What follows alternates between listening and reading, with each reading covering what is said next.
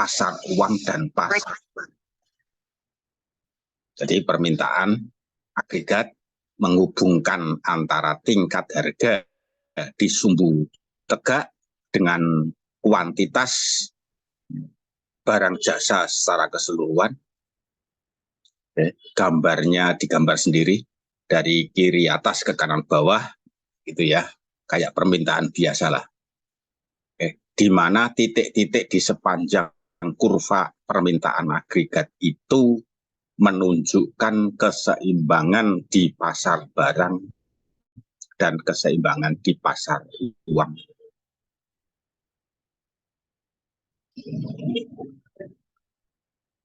Pasar barang, Y sama dengan C plus I plus G, dan seterusnya.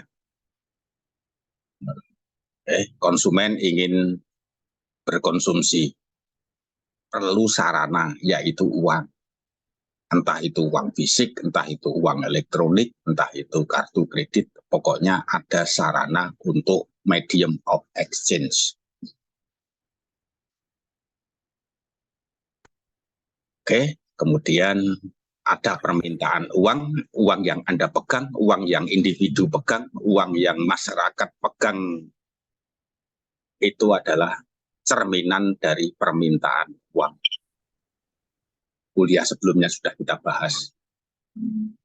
Ada permintaan uang, ada penawaran uang. Penawaran uangnya untuk uang kartal, yaitu uang kertas, uang logam, itu dipasok oleh bank sentral. Uang sekunder, uang M2, itu dipasok oleh perbankan umum. Nah, keseimbangan antara demand dan money supply di pasar uang ada keseimbangan tertentu, titik equilibrium. Kemudian di pasar barang juga keseimbangan Y sama dengan C plus I plus G. Nah, kombinasi dari kedua keseimbangan pasar barang tadi, pasar uang dan pasar barang, membentuk kurva agregat demand.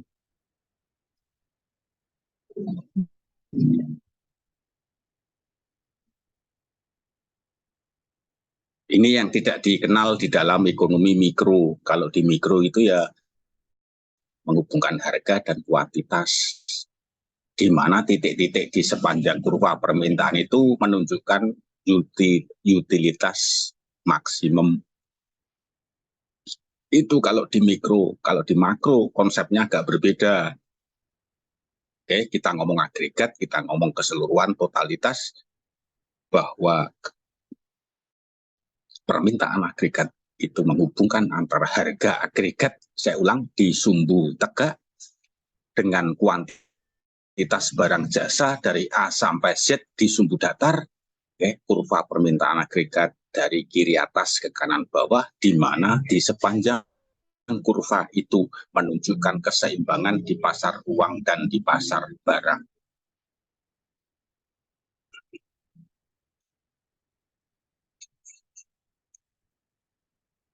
Oke, sekarang kita beralih ke PowerPoint-nya.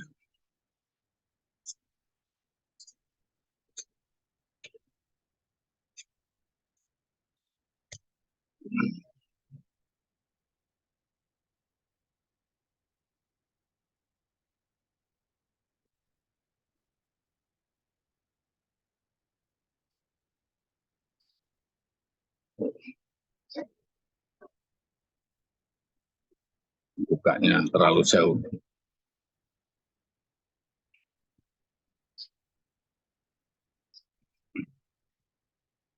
Oke, ada di slide halaman 17. Pasar uangnya money demand, money supply. Pasar barangnya Y sama dengan C plus I plus G, dan seterusnya. Nanti penawaran barang jasanya nanti saya bahas kemudian. Ya. Keterkaitan keduanya dihubungkan oleh harga uang dan harga barang. Ada yang bilang harga uang itu inflasi, ada yang bilang itu harga uang itu suku bunga. Nah, kita pakai yang harga umum karena kita akan bicara agregat demand. Nah, ini ya, permintaan agregat.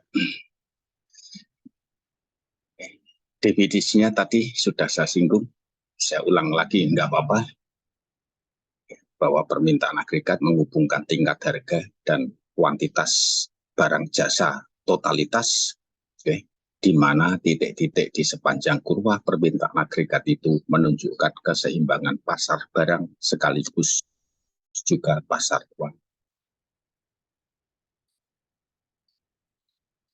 Lebaran kemarin saya kehabisan uang cash, jadi saya nggak bisa transaksi. Bank tutup, cari ATM muter-muter, setelah sekian beberapa jam muter-muter baru ketemu. Artinya apa?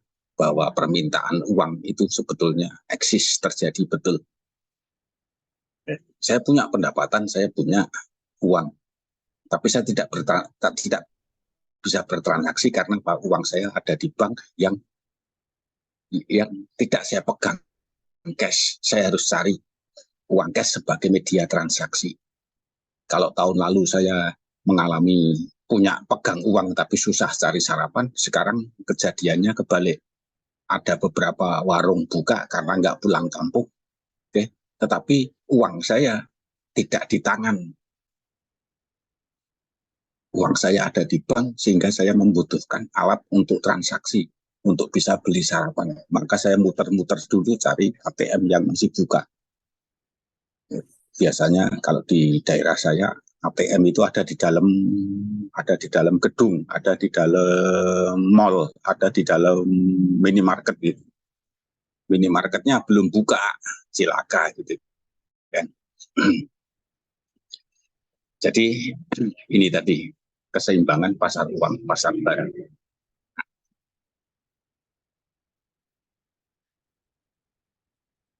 Di gambar sendiri bentuknya seperti biasa, dari kiri atas ke kanan bawah, kemudian penentu permintaan agregat. Ini tidak saya detailkan, cuman saya kasih pointer-pointernya biar membantu saya untuk menjelaskan supaya sistematis. Penentu permintaan agregat.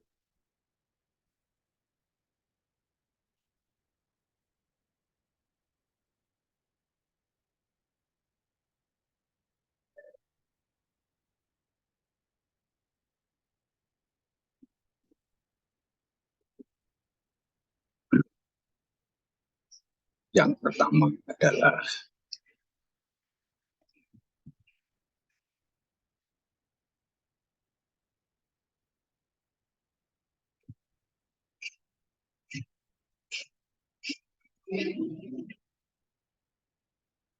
pertama adalah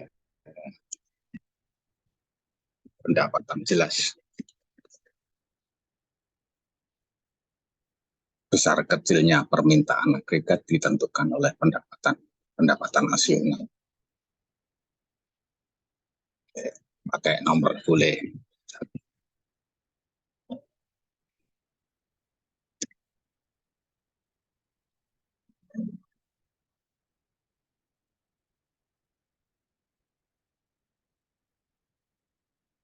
Pendapatan yang semakin tinggi akan menentukan permintaan agregat yang semakin tinggi pula.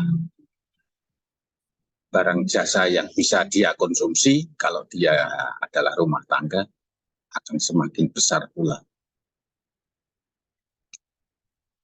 Investasi juga demikian. Perusahaan yang memiliki omset besar, maka investasinya juga lebih besar daripada perusahaan lain yang omsetnya lebih kecil.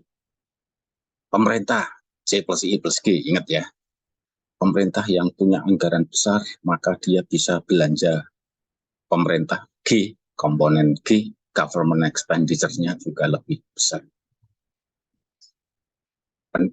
Pendapatannya pemerintah adalah pajak.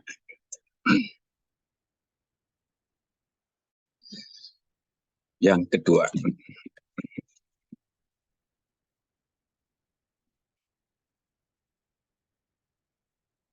kedua adalah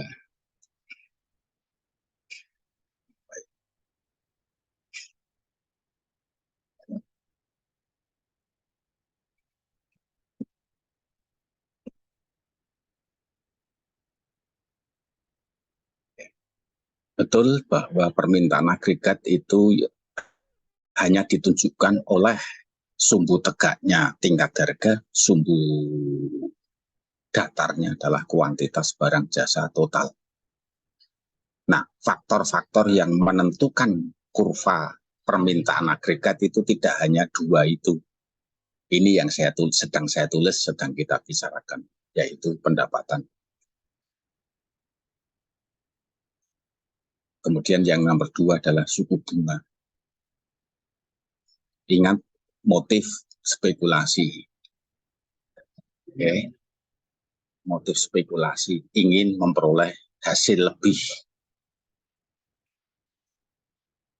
Jika suku bunga tinggi, maka individu akan rela mengurangi uang yang dipegang. Uangnya yang dipegang sedikit disalurkan atau dimasukkan ke dalam instrumen yang memberikan hasil lebih tadi. Uang yang dipegang sedikit, uang sebagai medium of exchange sedikit, maka transaksinya juga sedikit, maka permintaan agregatnya juga menurun.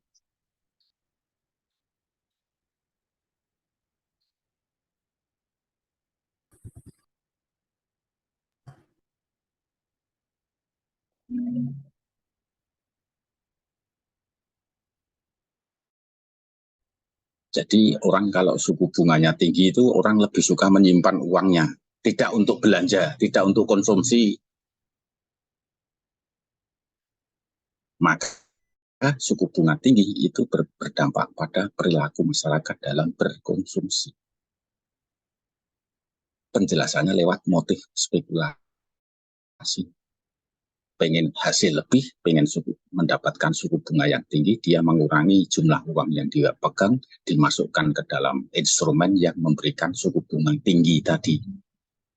Uang yang dipegang lebih sedikit, medium of exchange, motif transaksi menjadi berkurang, maka aktivitas belanja dia, konsumsi dia, investasi dia menjadi berkurang. Jadi suku bunga tinggi itu juga tidak bagus menurut teori ini.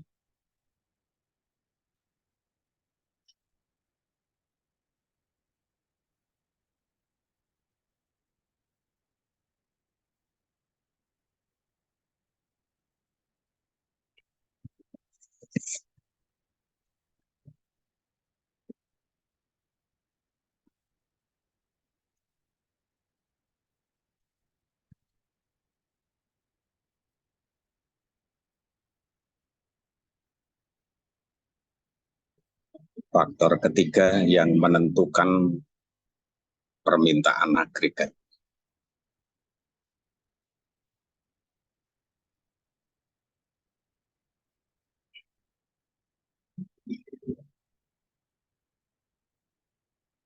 Tarif pajak.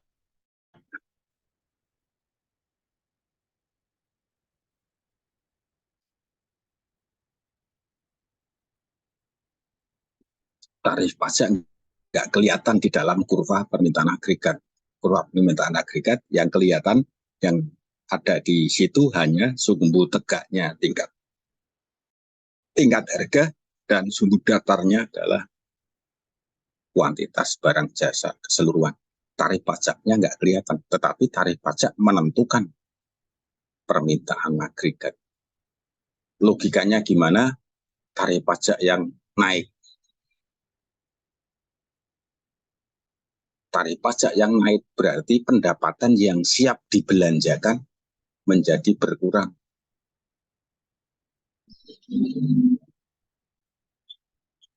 Maka tenaga belinya juga berkurang, maka kemudian permintaan agregatnya juga berkurang.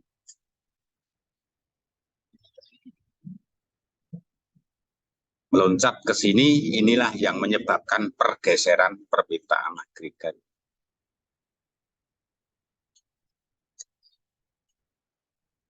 Jadi tarif pajak yang naik akan menggeser kurva permintaan agregat bergeser ke kiri.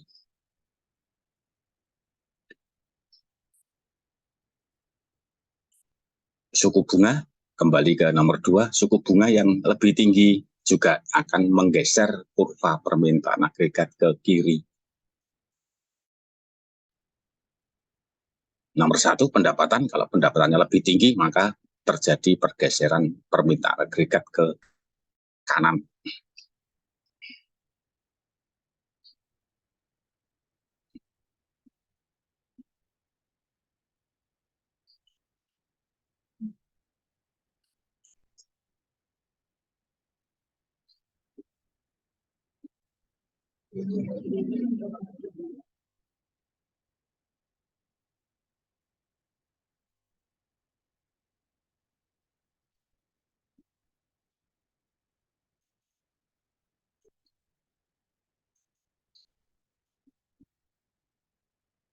Jadi menurut konsep slide ini, tarif pajak yang lebih tinggi itu juga tidak kondusif bagi perekonomian.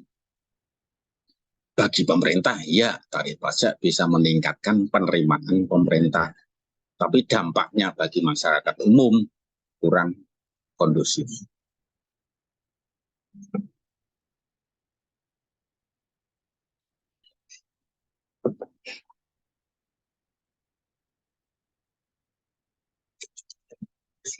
Yang keempat,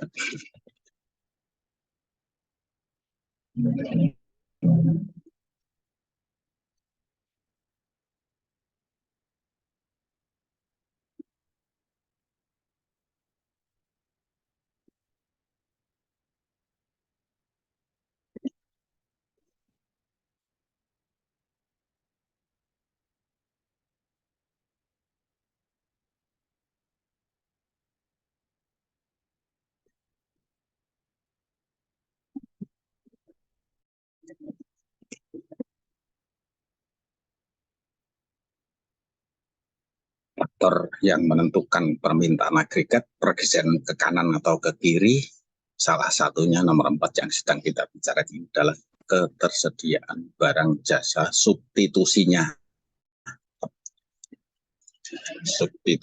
Substitusinya barang dalam negeri ya barang jasa impor.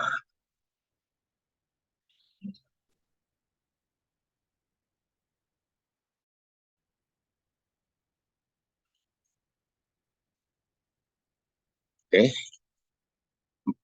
Y sama dengan C plus I plus G plus X minus M. M-nya pakai minus. Artinya apa?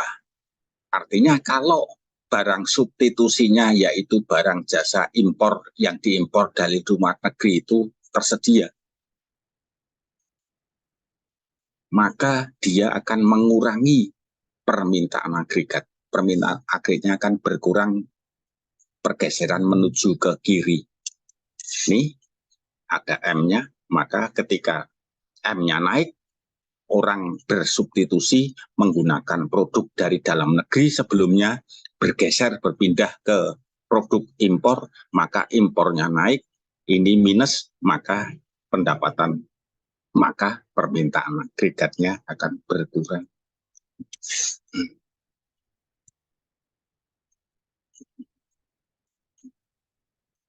Ditulis sendiri, intinya gampang. Kalau Anda memperhatikan esensinya gampang. Esensinya masuk akal. Ada 2 produk, satu dari produk dalam negeri, satu produk impor. Dua-duanya bisa saling menggantikan, bisa substitusi. Nah, kalau masyarakat lebih memilih barang impor M-nya adalah minus, maka permintaan agregatnya akan berkurang, bergeser ke kiri.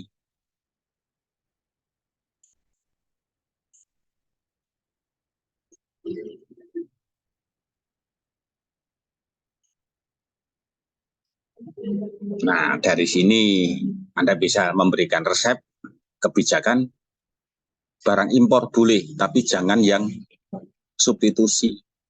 Kan gitu.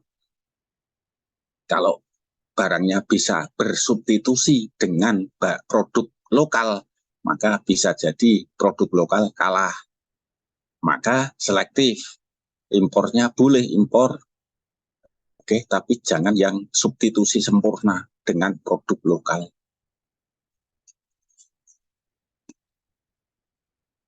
Kemarin heboh menjelang Lebaran produk impor pakaian bekas dari Cina. Ya toh, dengar ya. Itu benar-benar substitusi produk pakaian jadi produksi lokal. Maka itu teriak-teriak apa thrifting atau apa istilahnya itu. Ya. Pakaian bekas yang masuk diimpor, emang dari dalam negeri nggak bisa dipenuhi apa? Tuh. Logika dasarnya, logika sederhananya seperti itu. Produk pakaian bekas lagi, pakaian produk luar dari produk dalam itu substitusi.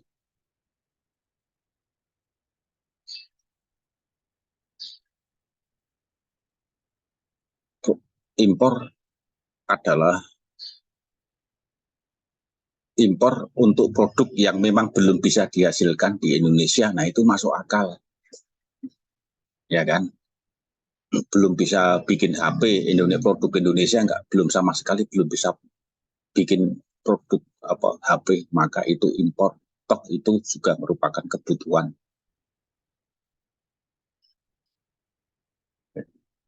Maka kemudian kemarin sebelum Lebaran itu diblok situs-situs yang melayani jual beli online produk pakaian bekas itu diblokir sama Kominfo, ngomongnya susah, Kementerian Komunikasi Informasi.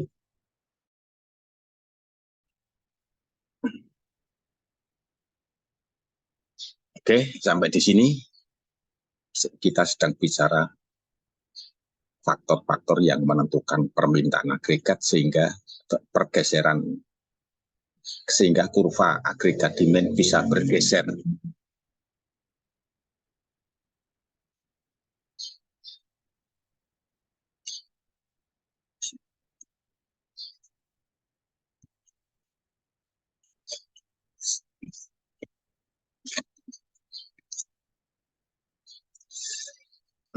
Nah, permintaan agregat dan kuantitas yang diminta. Kuantitas yang diminta itu satu kurva. Kalau yang barusan kita bicarakan, kita bicara ini, tadi kita bicara lebih dari satu kurva. Kurvanya bergeser karena ada tarif pajak, kurvanya bergeser karena ada suku bunga yang lebih tinggi, kurvanya bergeser karena pendapatan, kurva agregat demand bergeser karena ada barang jasa impor. Nah, yang ini adalah satu kurva. Satu kurva menghubungkan antara tingkat harga dan barang jasa totalitas. Jadi semakin tinggi harga, maka jumlah atau kuantitas barang jasa total yang diminta menjadi lebih sedikit.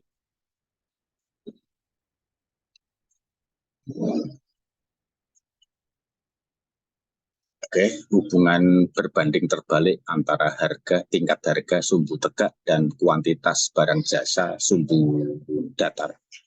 Semakin tinggi harga, kuantitas agregat yang diminta, kuantitas barang jasa agregat yang diminta akan berkurang.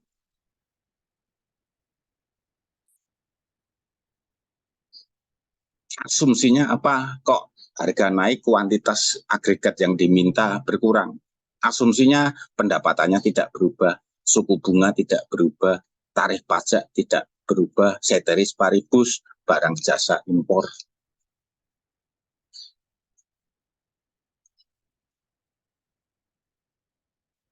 Jadi yang kita kenal sebagai hukum permintaan di mikro juga berlaku di makro, bahwa ketika harga naik, kuantitas barang yang diminta turun. di mikro. Di makro juga demikian, tinggal menempelkan agregat. Jika harga agregat naik, maka kuantitas barang jasa agregat yang diminta turun. Kadang mahasiswa lupa bahwa itu ada syaratnya. Syaratnya adalah ceteris paribus. Ceteris paribusnya apa? Ini.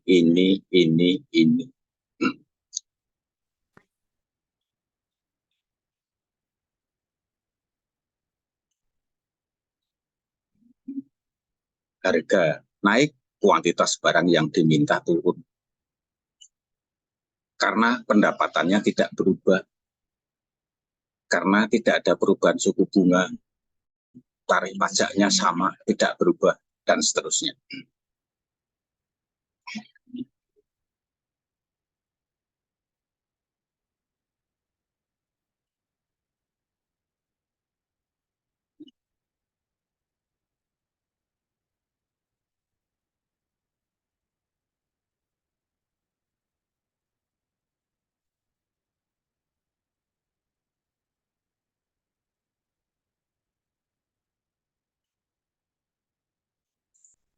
Oke, belum saya tulis, tapi saya ajak Anda berlogika. Kalau subsidi, satu tadi pendapatan, dua suku bunga, tiga pajak, gitu kan, empat barang substitusi impor. Kalau subsidi itu ya udah ditulis nomor 5 juga boleh ya. Subsidi. Dampaknya seperti apa? Untuk terhadap permintaan agregat. Akan menggeser permintaan agregat ke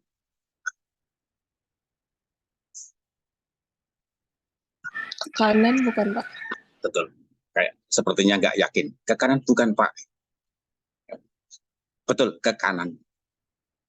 Subsidi itu menambah pendapatan bagi si penerimanya. Logikanya seperti itu. Oke. Tadinya nggak dapat bansos, sekarang dapat bansos, maka dia bisa membeli barang. Itu mikronya, logika mikronya seperti itu. Oke, ditulis nomor 5 juga boleh.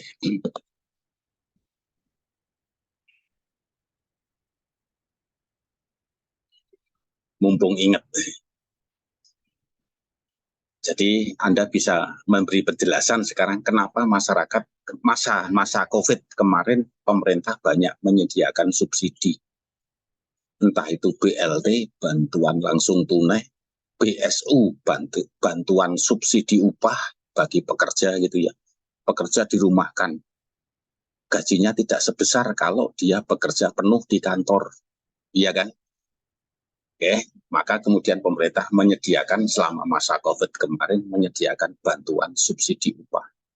Upah yang dipotong oleh perusahaan diganti, ya memang tidak sebesar yang dia potong, tapi setidaknya bisa menjaga daya beli masyarakat.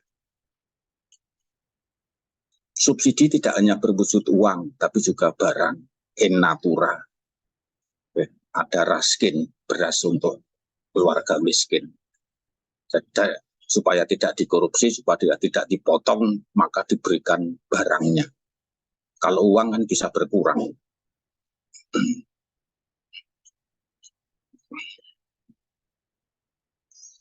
Oke, ini cerita soal permintaan agregat yang berasal dari keseimbangan pasar barang dan pasar uang.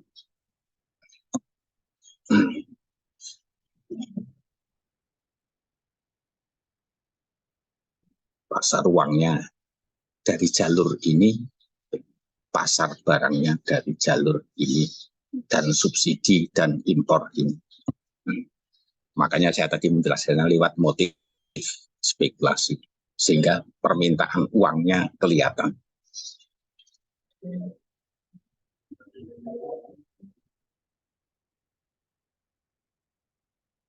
Nah, kalau di mikro ini ada selera, di makro tidak, karena di makro selera itu kan individual, subjektif gitu ya. Selera saya dengan selera saudara beda. maka di mikro itu diakomodasi selera konsumen. Kalau di makro konsepnya adalah agregat, maka tidak relevan untuk membicarakan selera. Selera beda-beda. Terus gimana ukurannya supaya bisa mewakili satu masyarakat yang lebih luas? Susah. Makanya cukup di sini tidak disebutkan selera.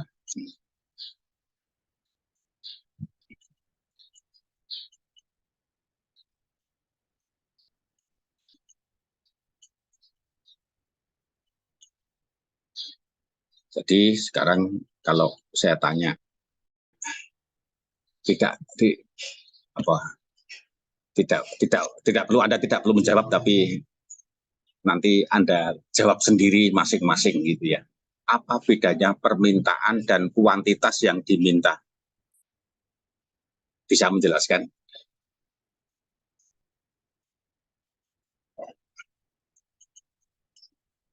Tadi sudah saya singgung, tapi tidak eksplisit kuantitas yang diminta dan permintaan. Permintaan itu bicara pergeseran lebih dari satu kurva.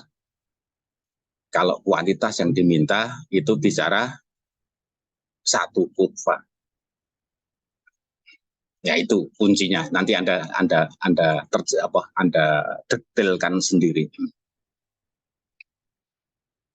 Sudah mau jadi sarjana itu kan saya tanya di ujian sidang skripsi gitu ya. Oke, saudara sudah mau lulus dari Fakultas Ekonomi, ya sekarang saya tanya prinsip dasar ekonomi, apa itu permintaan, apa itu kuantitas yang diminta, nggak bisa jawab. Waduh, sayang.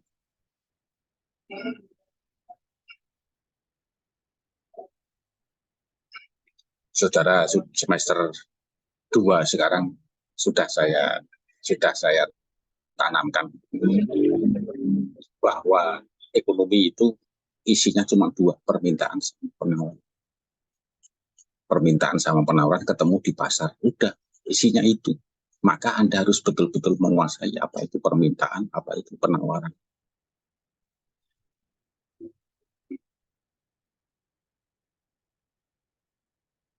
Di mikro Anda bicara individual, oke, pelaku ekonomi secara case by case. Di makro Anda bicara satu keseluruhan. Permintaannya barusan bicara permintaan uang, gitu kan? Permintaan barang, jadilah permintaan agregat. Nanti di mata kuliah lain akan Anda temui lagi permintaan apa? Permintaan investasi, permintaan impor, permintaan.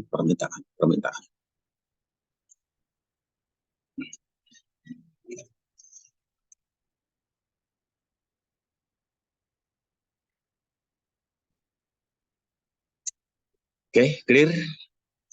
Butir 2 sama butir 3. Ini kalau saya ubah kalimatnya, apa bedanya? Atau tolong Anda jelaskan apa permintaan dan kuantitas yang diminta.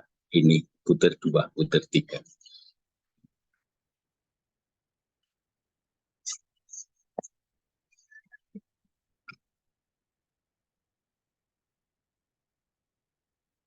Permintaan ketemu penawaran.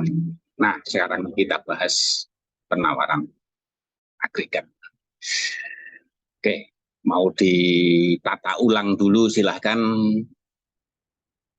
rehat barang 5 menit boleh, ambil minum silahkan. Sudah nggak puasa kan? Saya juga ngambil minum dulu. Oke ya, kita ketemu 5 menit lagi.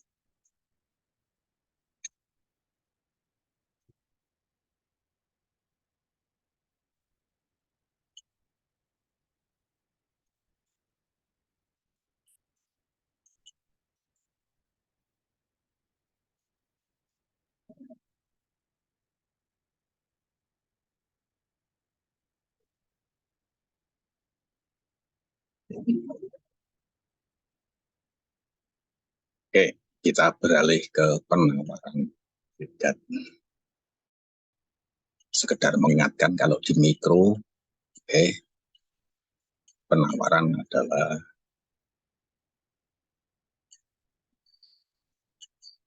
menghubungkan tingkat harga dengan kuantitas yang dipasok dan ditawarkan. Nah, kalau di makro mirip menghubungkan tingkat harga agregat dengan kuantitas barang jasa agregat. Semakin tinggi tingkat harga agregat, semakin tinggi pula kuantitas barang jasa agregat yang dipasok. Jadilah hukum penawaran. Jika maka.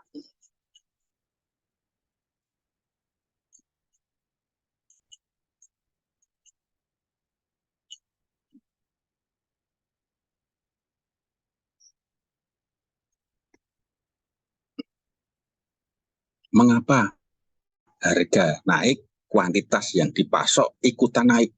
Itu pertanyaan mendasarnya.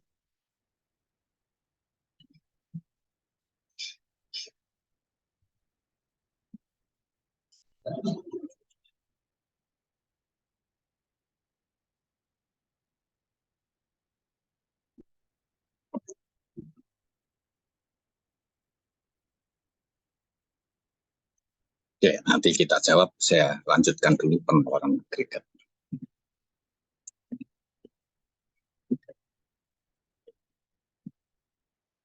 P agregat, nggak usah saya tulis agregatnya gitu ya.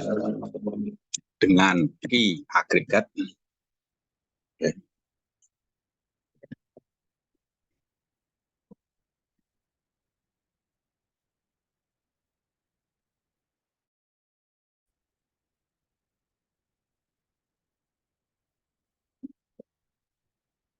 Nah, ini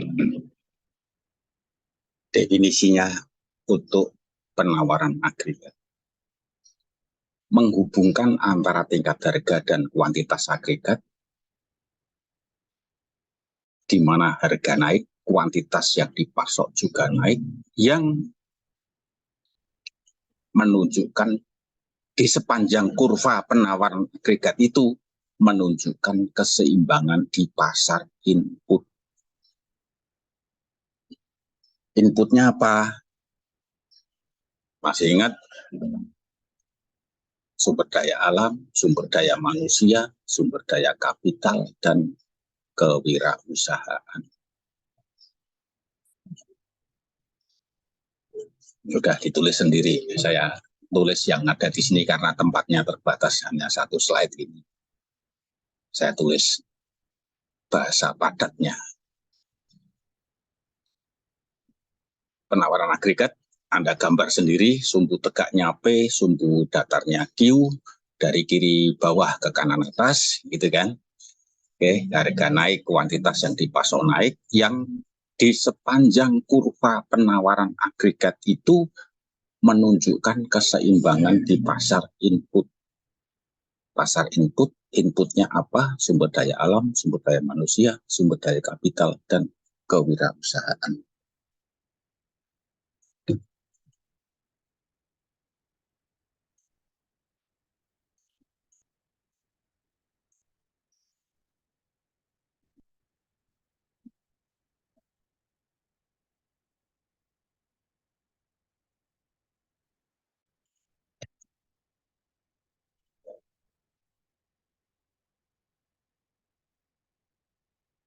Nah,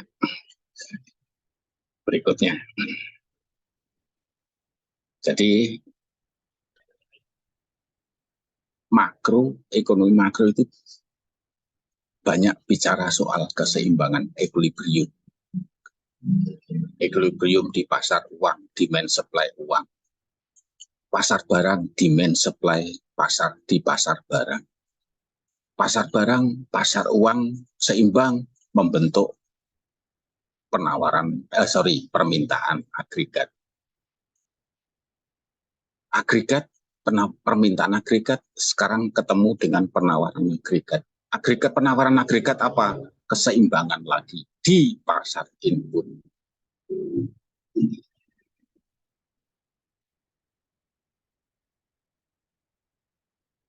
Pasar inputnya, ambil contoh SDM, sumber daya manusia. Berarti penawaran SDM, penawaran tenaga kerja ketemu dengan permintaan tenaga kerja.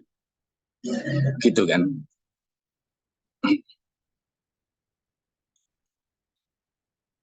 Ada penawaran modal dengan permintaan modal. Seimbang membentuk kurva penawaran agregat.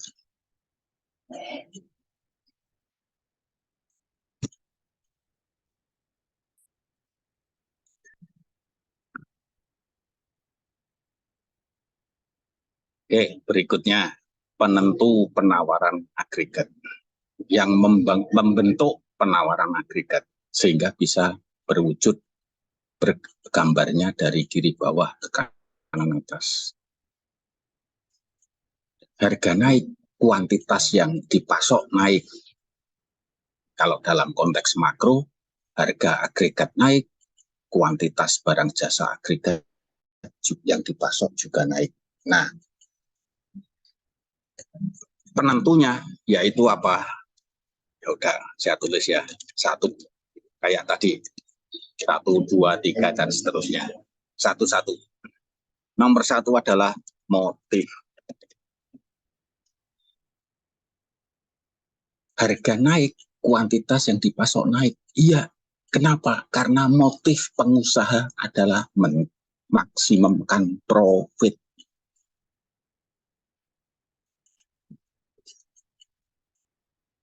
Oke, saya tulis motif gitu aja ya. Anda tulis sendiri detailnya. Di balik harga yang lebih tinggi, termaktub di situ profit yang lebih tinggi pula. Maka harga naik, kuantitas yang dipasok juga ikutan naik. asumsinya di balik itu bahwa pengusaha dalam memproduksi barang jasa itu tidak memaksimalkan profit.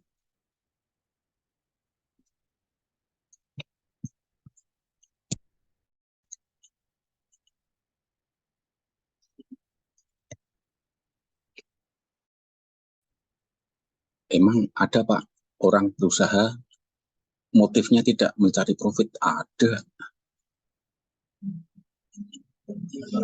Oke, memproduksi barang atau jasa, punya usaha, motifnya tidak cari profit, tapi motifnya apa?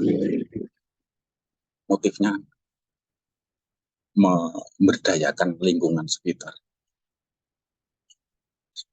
Motif bukan tujuan utama. Oke. Nah, kalau di dalam permintaan penawaran agregat atau permintaan penawaran dalam mikro yang kita pelajari adalah produsen memproduksi barang atau jasa itu dengan tujuan memaksimisasi profit.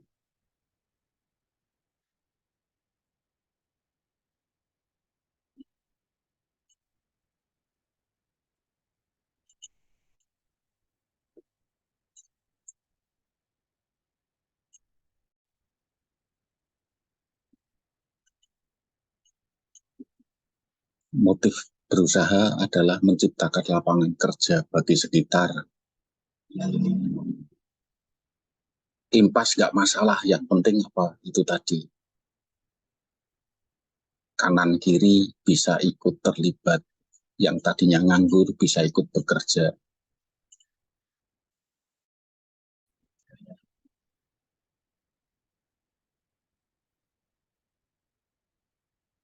Motif berusaha adalah tidak mencari profit, tetapi memanfaatkan sumber daya yang banyak, yang nganggur, banyak bambu misalnya, banyak bambu tidak dimanfaatkan, maka kemudian dia bikin usaha memanfaatkan bambu itu.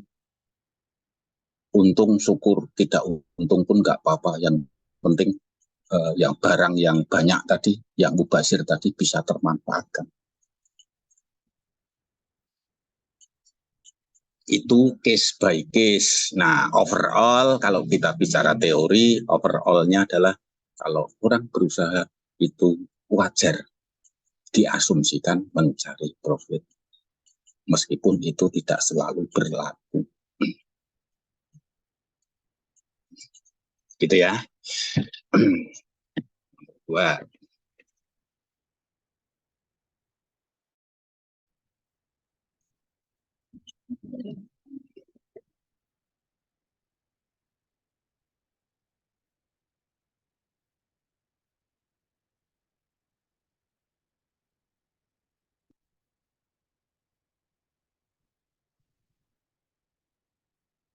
Tidak ada kenaikan ongkos produksi.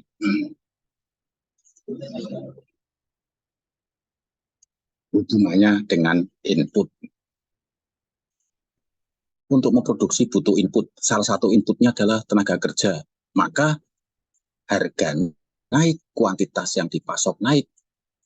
Dengan asumsi di balik itu, sadar atau tidak ada kenaikan ongkos tenaga kerja, upah.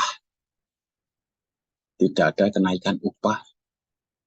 Maka bisa memungkinkan harga naik, kuantitas yang dipasok naik.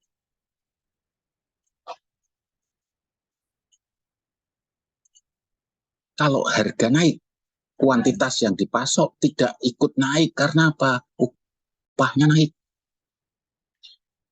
Harga jual naik, betul, upah naik. Bisa jadi kenaikan harga jual lebih tinggi daripada lebih rendah daripada kenaikan upah, sehingga dia rugi sebetulnya. Sehingga apa? Itu tadi, harga naik tidak diikuti oleh kenaikan kuantitas yang dipasok. Nyambung ya? Harga naik, kuantitas yang dipasok naik, itu terjadi manakala tidak ada kenaikan ongkos produksi.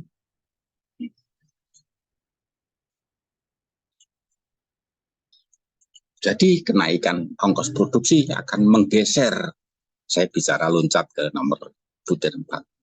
Kenaikan ongkos produksi menggeser kurva penawaran agregat ke kiri kanan.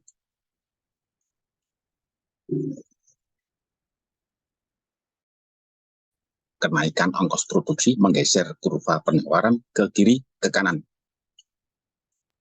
Ke kiri. Kiri, betul. Kenaikan ongkos produksi menggeser kurva penawaran, termasuk penawaran agregat gitu ya. Logikanya mirip-mirip, menggeser kurva penawaran agregat ke kiri.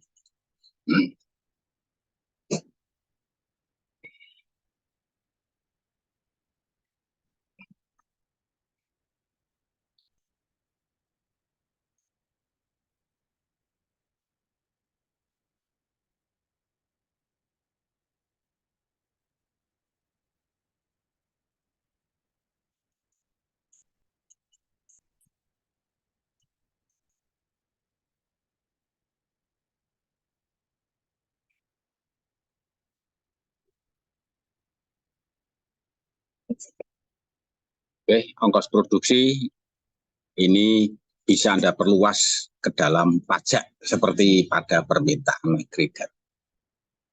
Pajak itu juga ongkos, itu juga biaya bagi perusahaan. Dia harus membayar pajak lebih banyak, maka kurva penawaran agregatnya juga bisa bergeser ke kiri.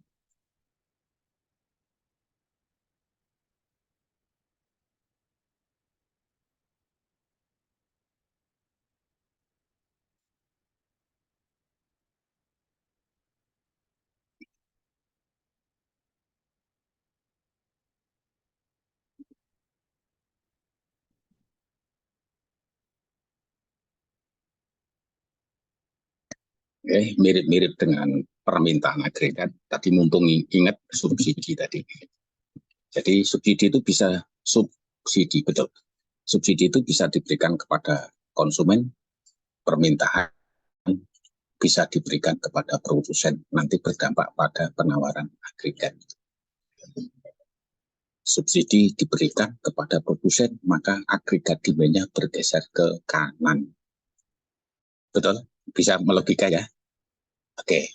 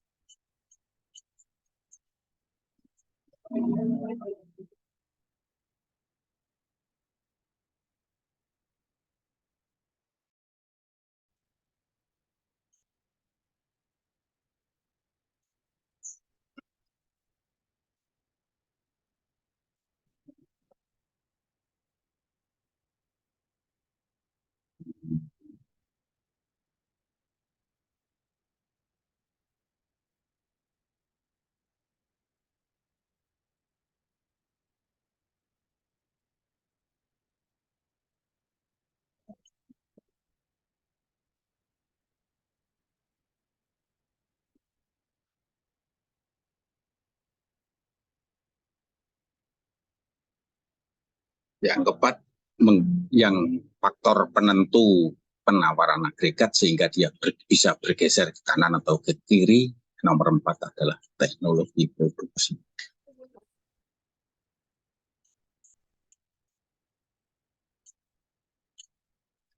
Harga naik, kuantitas yang dipasok ikutan naik. Asumsinya di balik itu, sadar atau tidak ada perubahan teknologi produksi.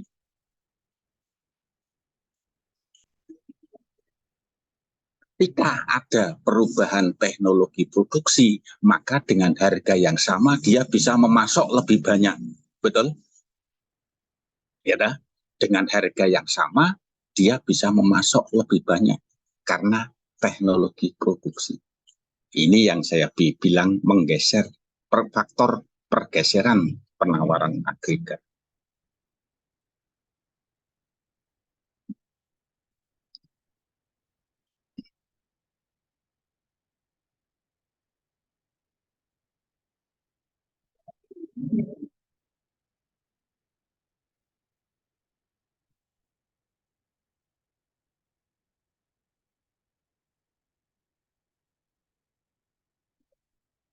Secara garis besar 4 ini.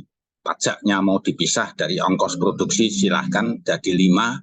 Mau dijadiin 1 di ongkos produksi, pajak silahkan. Oke, kita bicara yang menggeser kurva penawaran agregat. Kita bicara lebih dari 1 kurva.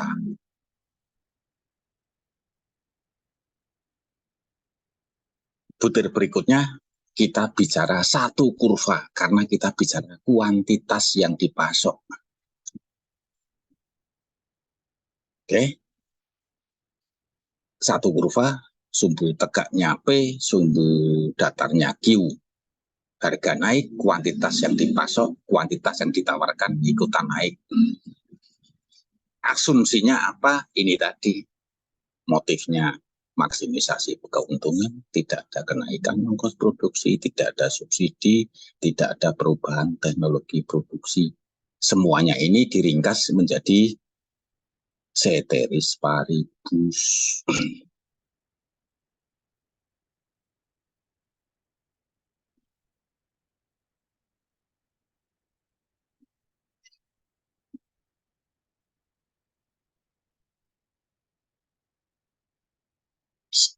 Jika ceteris paribusnya tidak terpenuhi, maka kita bicara lebih dari 1 kurva. Artinya, penawaran agregat bergeser.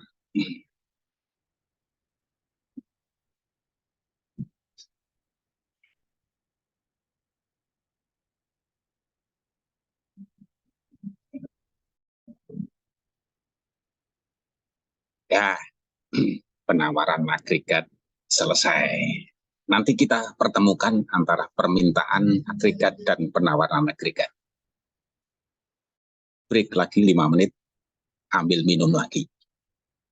Deal? Oke.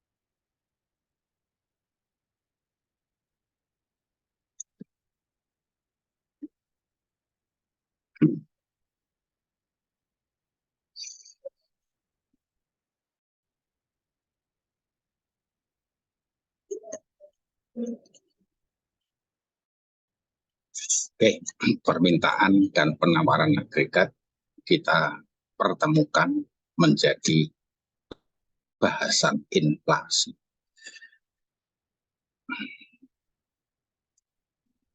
Oke. Saya nggak pinter gambar masalahnya, apalagi pakai PowerPoint gini.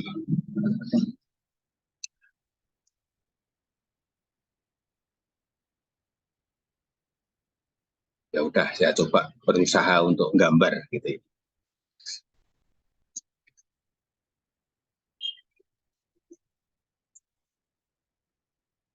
Oke.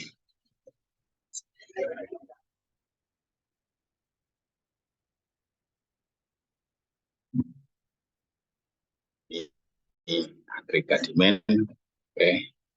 Kemudian ini agregat supply-nya. Nah,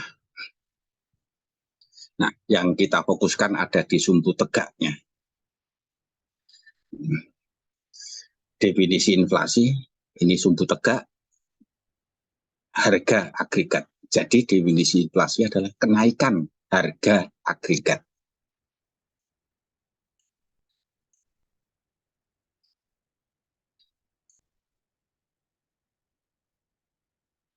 Jadi kita tidak bisa mengatakan inflasi beras, karena beras itu individual, itu mikro, maka cukup kita mengatakan terjadi kenaikan harga beras.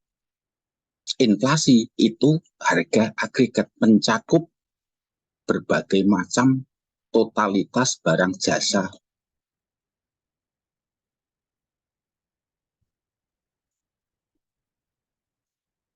Oke, supaya tidak terjadi kerancuan. Kita bicara inflasi, itu harga agregat. 1-2 barang harga naik tidak bisa disebut sebagai inflasi. Ini definisi inflasi. Kenaikan harga, harganya harga agregat, dan terjadi terus-menerus. Artinya apa? Tidak musiman. Kalau musiman itu bukan inflasi, musim. sekarang nggak musim jambu gitu ya, misalnya harga jambu mahal, ya wajar lah gitu kan.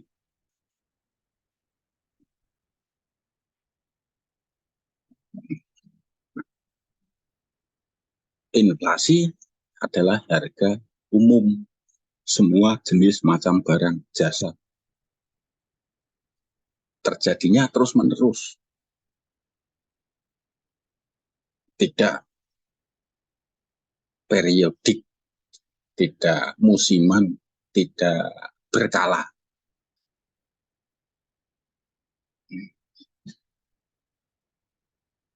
Maka sebetulnya kita juga tidak bisa mengatakan inflasi lebaran. Itu kan musiman.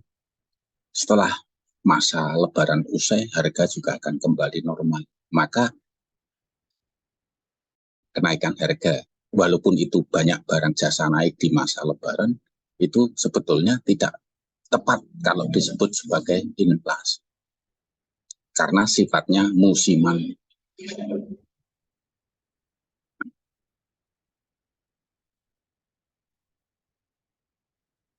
Nah, harga umum tadi diukur dari ini, saya loncat ya. Inflasi diukur dari indeks harga konsumen. IHK.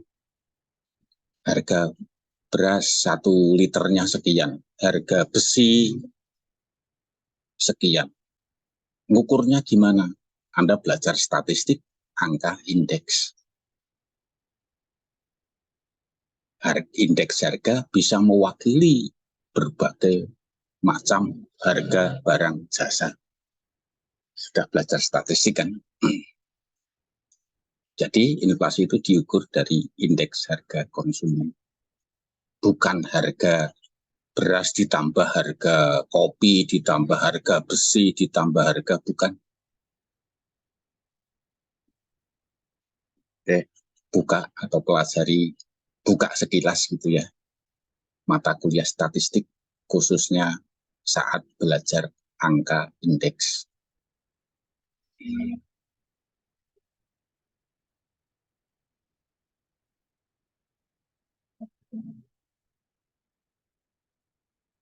Klasifikasi ringan itu di bawah 10% per tahun.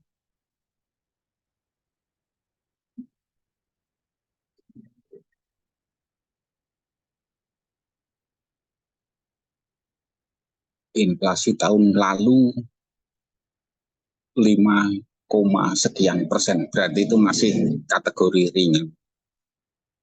Inflasi selama 1 tahun, 12 bulan terakhir.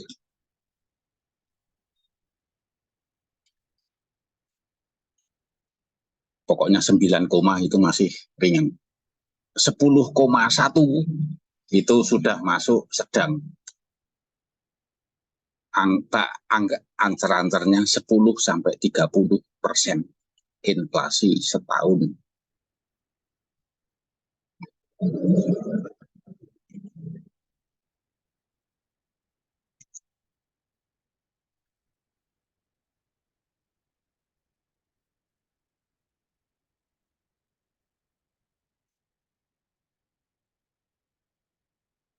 Berat itu 30-100.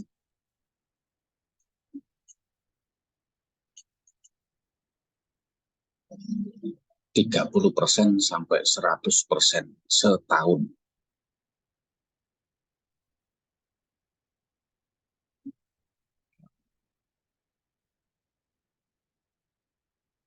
Hiper itu di atas 100, 100,1 sudah masuk hiper. 100% masuk mana Pak? Masuk hiper 100. 99,9 masih masuk berat.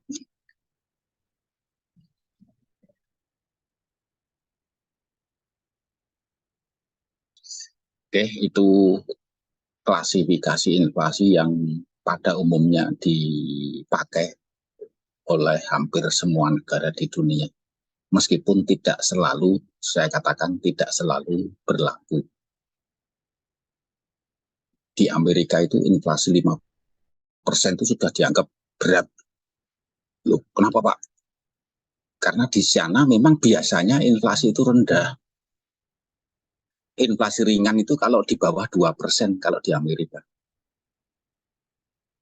2 sampai 5 sedang, di atas 5 berat. Inflasi Amerika tahun lalu, tahun 2022 itu mencapai 5%. Udah kepanasan mereka. Kita inflasinya 5, sekian persen. Masih ringan. Jadi saya garis bawahi 10, 30, 100 itu ukuran umum, tidak berlaku untuk semua negara, setiap negara.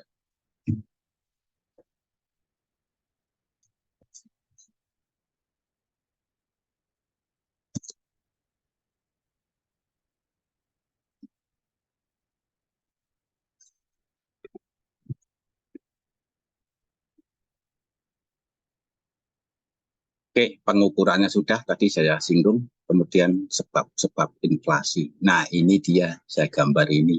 Demand pull karena pergeseran permintaan. Saya bikin garis satu lagi. Saya kasih warna merah. Gimana ngasih warna merah?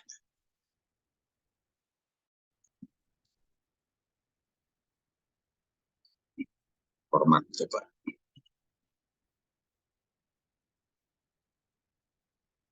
Line color. Udah, saya kasih warna merah. Nah, inilah inflasi yang disebabkan oleh permintaan. Permintaannya yang biru, kemudian bergeser yang merah. Bisa melihat, tarik ke sumbu tegaknya, harga kan naik. Itulah inflasi karena permintaan.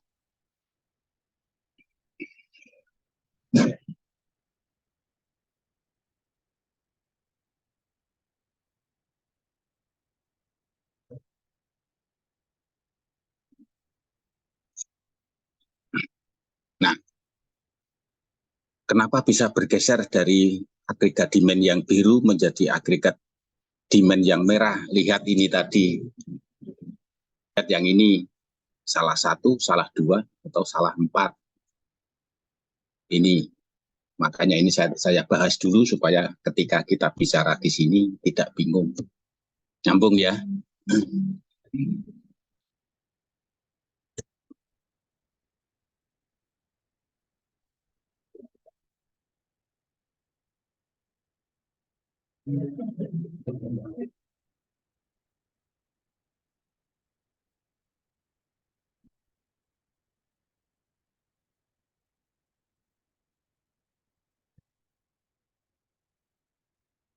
Oke. Sebab-sebab inflasi sekarang karena ada cost push, ya, yang bergeser adalah kurva supply-nya. Oke, saya gambar lagi. Ini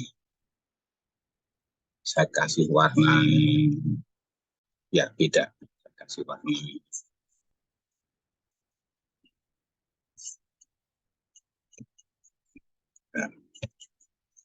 biar kelihatan hitam saja. Oke, agregat supply tadinya ini bergeser ke sini, tarik sumbu ke kanan, inflasi terjadi. Betul? Nah, itulah inflasi yang disebabkan oleh karena biaya. Dari biru, lihat kursor saya, dari biru ke hitam.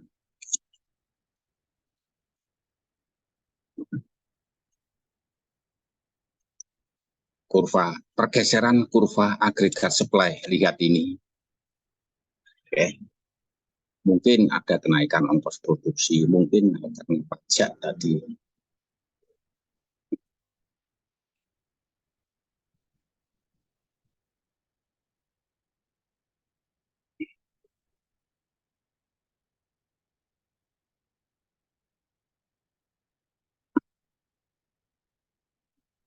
Nah,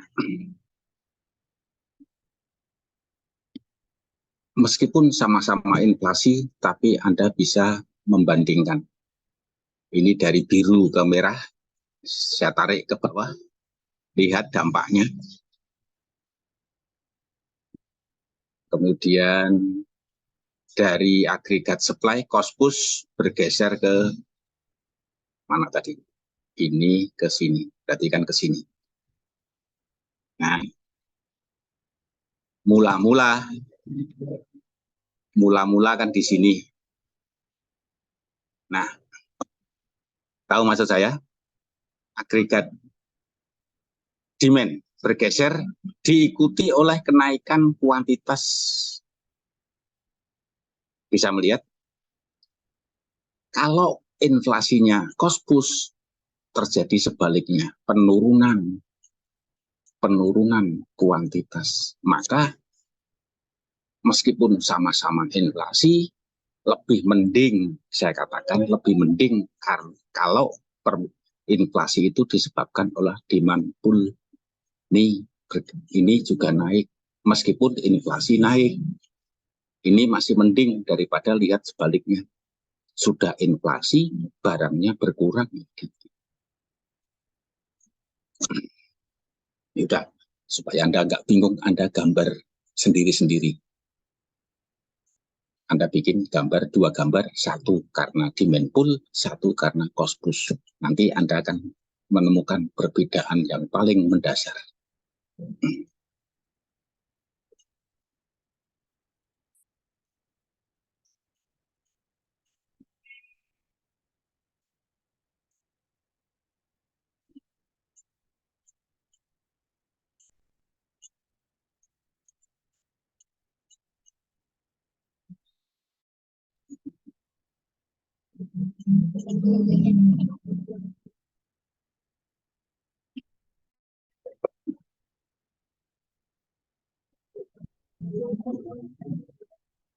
Saya gambarnya jadi satu, biarin.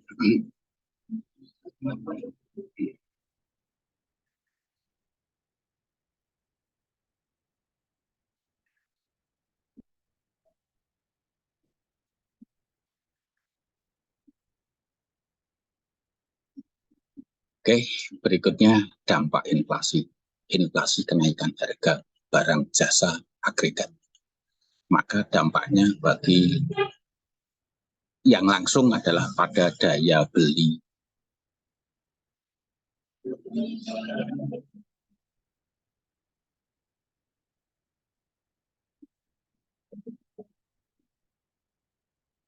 Nah, kalau keluarga, individu, rumah tangga, konsumen yang pendapatannya tetap, itu gajinya tetap, ini yang terasa banget dampak inflasi pada daya beli.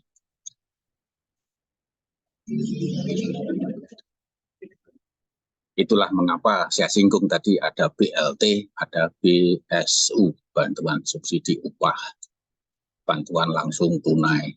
Itu untuk menjaga daya beli.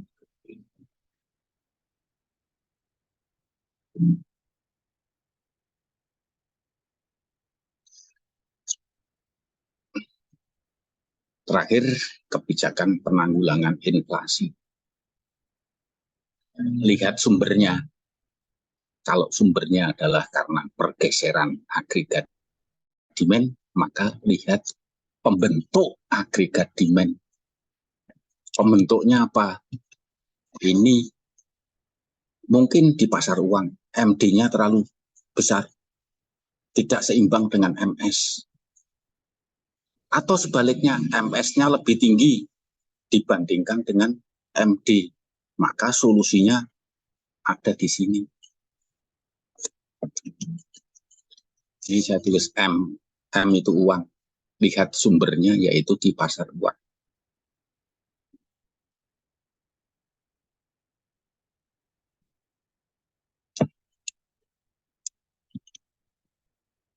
Bisa jadi inflasi bersumber dari pasar barang. Y tidak sama dengan C plus I plus G. Mungkin C-nya lebih tinggi daripada Y. Maka solusinya produksinya yang ditambah untuk bisa memenuhi kenaikan konsumsi. Nyambung? Jadi menanggulangi inflasi itu lihat sumber masalahnya. Tidak bisa dipukul rata, semua inflasi ditanggulangi dengan mengurangi uang, mengurangi jumlah uang. Tidak bisa digebuk seperti itu. Lihat sumbernya, sumber masalahnya. Sorry. Oke. Bisa jadi karena faktor lain. Ada barangnya tapi tidak merata, maka solusinya adalah distribusi.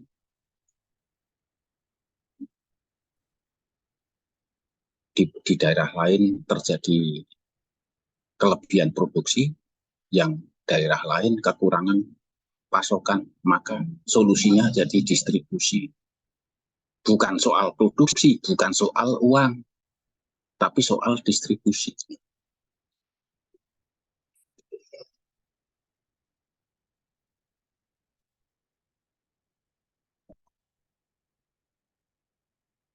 Oke, jadi saudara belajar, walaupun ini materinya adalah inflasi, tapi Anda bisa belajar banyak. Apa sih masalahnya? Sehingga apa solusi yang dipilih juga sesuai dengan masalah yang dihadapi. Betul? Anda mengalami kesulitan belajar, masalahnya apa sih? Gitu kan? Esensi masalahnya di mana? Bukan kemudian digebuk, disamaratakan, kasih apa namanya? Kasih modul, kasih diktat, dikasih buku, bukan. Tidak semua masalah pembelajar diselesaikan dengan bahan ajar. Lihat masalahnya, mungkin Anda punya masalah sehingga tidak bisa konsen. Anda punya masalah di keluarga, Anda punya masalah di kelas. Itu yang diselesaikan, tidak kemudian solusinya apa, masalahnya apa. Ya dah, betul? Oke. Oke, hari ini kuliahnya cukup. Hari libur, Anda masih mau belajar, saya apresiasi. Oke. Kita bicara agregat demand, agregat supply, plus interaksi keduanya, yaitu inflasi. Sebelum saya tutup, mau komentar boleh, tanya boleh.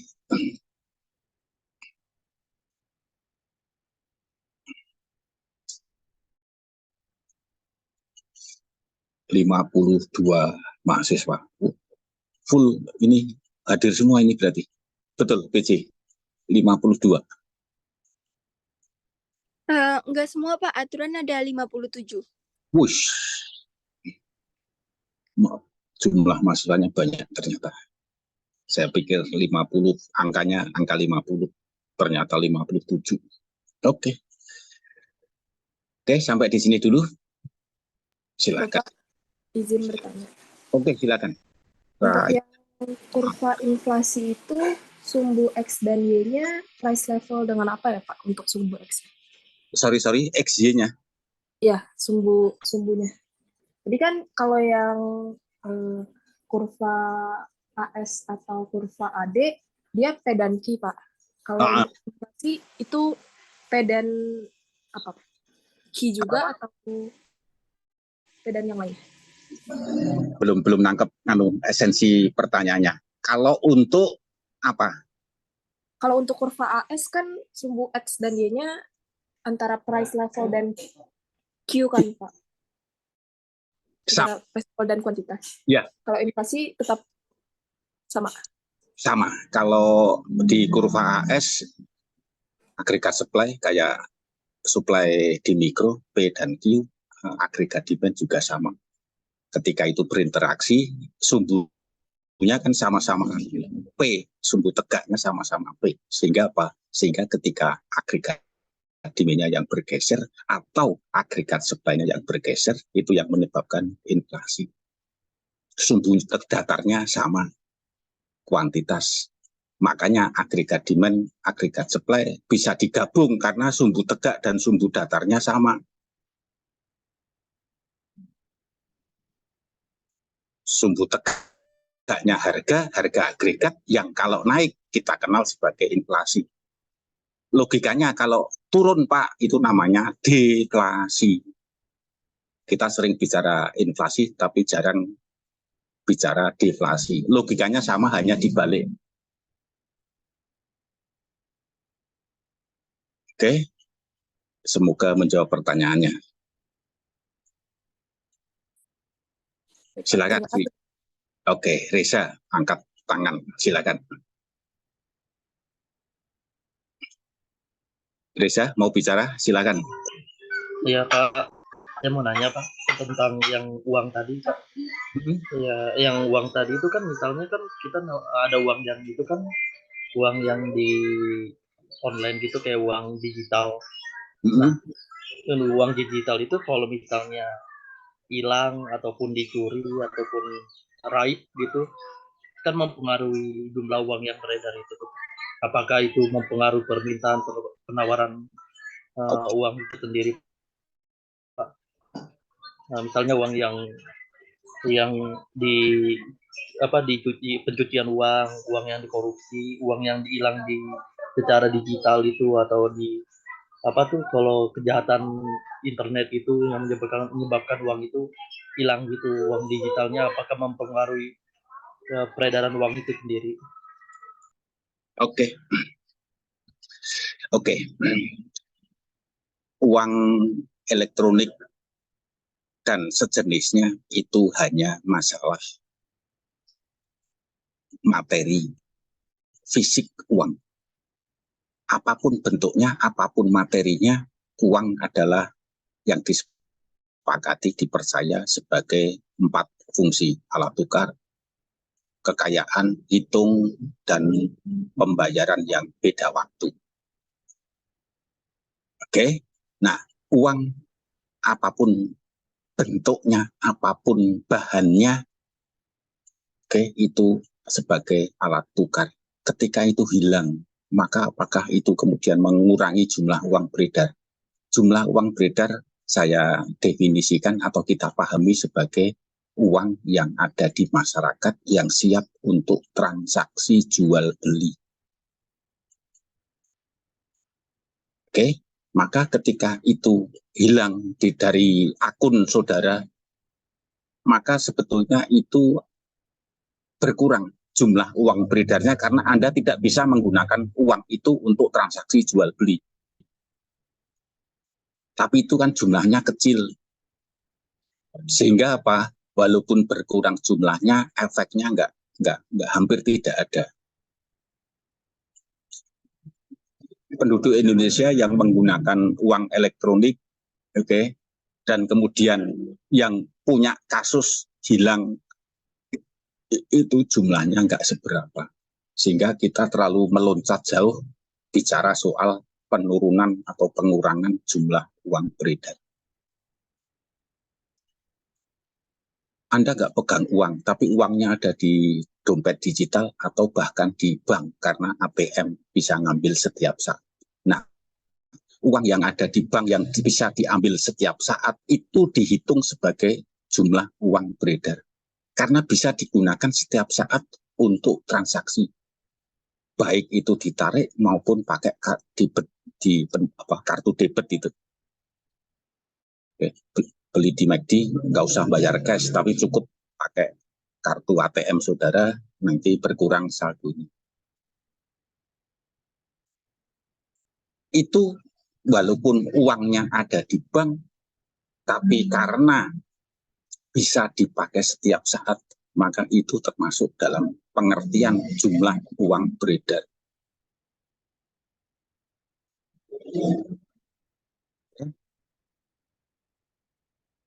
Jumlah uang beredar berkurang manakala uang Anda yang ada di bank berpindah dari tabungan menjadi deposito. Itu baru berkurang jumlah uang beredarnya.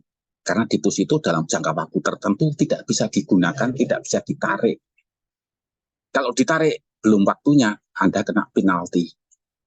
Maka itu yang disebut sebagai jumlah uang beredarnya berkurang. Pembedanya clear, bisa digunakan setiap saat dan tidak bisa digunakan dalam jangka waktu tertentu. Itu pemahaman dasarnya. Lalu tadi ada yang bilang soal uang korupsi ini. Oke, ini yang mau saya garis bawahi. Uang korupsi itu kan ilegal. Ilegal, pengertian pendapatan nasional. Masih ingat? Nilai jumlah barang jasa yang diproduksi, harga pasar melalui mekanisme pasar, oke, dan itu tidak melanggar peraturan. Saya dulu pernah singgung illegal logging, gitu ya, pembalakan hutan, kayunya itu tidak dihitung sebagai pendapatan nasional. Oke, saya juga ngambil contoh waktu itu narkoba. Narkoba di Indonesia dinyatakan terlarang, maka produksi narkoba itu tidak dihitung sebagai pendapatan nasional. Beda di Kolombia. Kolombia itu narkoba dihalalkan, bukan dihalalkan, dilegalkan. Maka produksi narkoba di Venezuela dihitung sebagai pendapatan nasional. Saya waktu itu juga mengatakan barang bekas, transaksi barang bekas, AC bekas Anda jual kepada saya, masih bisa dipakai, saya beli. Saya membayar kepada saudara. Tapi itu tidak dihitung sebagai pendapatan nasional karena sudah dihitung pada saat beri baru. Nah, kembali ke masalah korupsi tadi. Uang korupsi, uang tidak legal, maka itu tidak dihitung sebagai uang beredar plus pendapatan nasional. Maka wajar kalau pemerintah kemudian memberantas hal semacam itu. Lawang jalur legal aja bisa, kenapa harus ilegal? Gitu kan? Supaya apa? Bisa dihitung sehingga apa? Pendapatan nasional kita tercatat sebagaimana mestinya, jumlah uang beredar juga sebagaimana mestinya, real, konkret antara yang ada di catatan dengan ada yang di atas lapangan. Itu logikanya, terlepas dari ini urusan agama, haram, tidak haram. Tapi logika kita sebagai manusia, sebagai warga negara, masuk akal. Kenapa harus legal? Supaya catatan yang ada di atas kertas sama dengan yang ada di atas lapangan.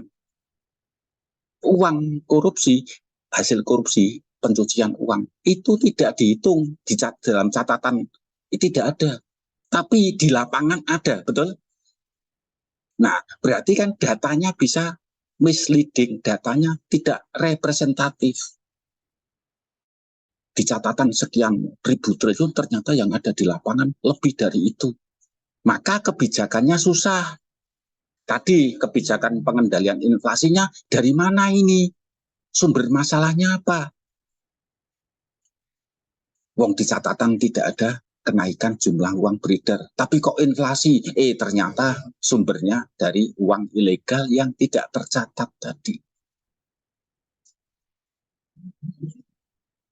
Sama ceritanya ketika di pasar barang. Ada produksi yang ilegal, yang tidak melalui bea cukai, gitu ya. Ada produk dari luar negeri, tidak dicatat di produk di bea cukai, sehingga apa? Masuk ilegal, supply-nya kan tambah. Supply tambah, demand-nya ceteris paribus, maka terjadi penurunan harga. Loh, kok ini terjadi penurunan harga? Catatan produk impornya tidak sesuai di atas kertas dengan yang di atas lapangan.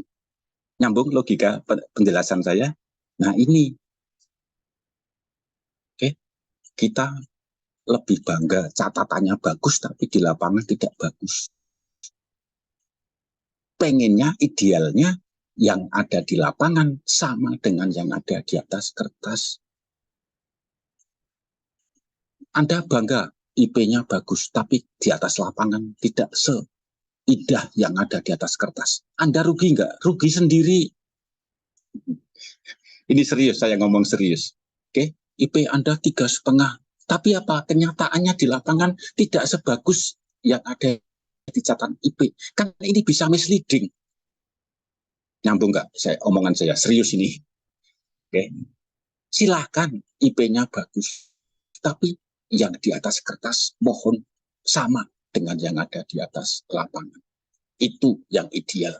Gitu ya jawaban saya bersama Reza, walaupun kemana-mana tapi esensinya sama. Supaya polsenya itu tepat. Anda IP-nya bagus direkrut, ternyata yang rekrut saudara kecewa. Kenapa? Itu tadi. Nyambung?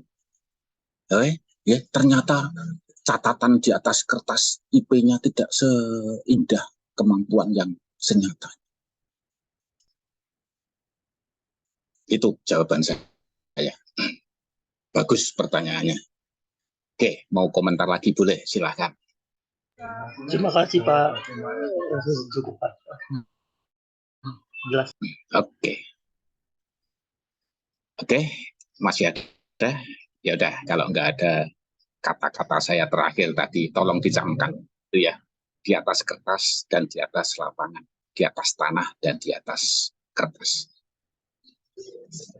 Kalau tidak ada lagi yang komen, kita sudahi. Hampir 2 jam kita ngobrol. Oke, minggu depan hari Senin, insya Allah bisa ketemu tatap fisik. Belum pernah ketemu tatap fisik. Tahunya si Andini lewat kaca.